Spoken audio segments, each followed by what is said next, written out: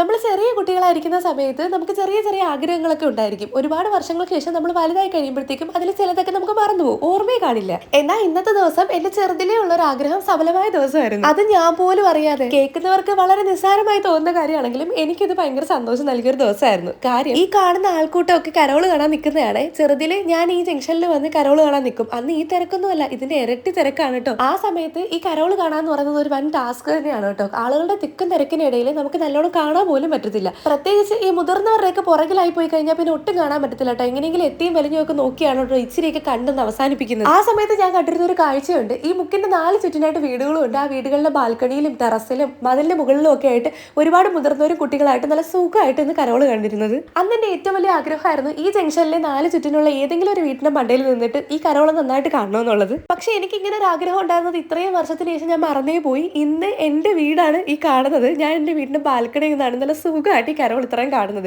Carol കണ്ടുകൊടുത്ത സമയത്താണ് ഞാൻ ആലോചിക്കുന്നത്, ദൈവമേ കുഞ്ഞിലെ എനിക്ക് ഇങ്ങനെ ഒരു ആഗ്രഹം ഉണ്ടായിരുന്നല്ലോ എന്ന്. എൻ്റെ ദൈവം എൻ്റെ ആഗ്രഹങ്ങളൊക്കെ എത്ര വർഷം കഴിഞ്ഞാലും സാധിച്ചു തരുന്നതിൽ എനിക്ക് ഒരുപാട് സന്തോഷമുണ്ട് കേട്ടോ. ഇതൊരു ചെറിയ സംഭവമാണെങ്കിലും എനിക്ക് എൻ്റെ സബ്സ്ക്രൈബേഴ്സിനോട് ഇത് ഷെയർ ചെയ്യണമെന്ന് തോന്നി. അപ്പോൾ അടുത്ത വീഡിയോയിൽ കാണാം. ബൈ.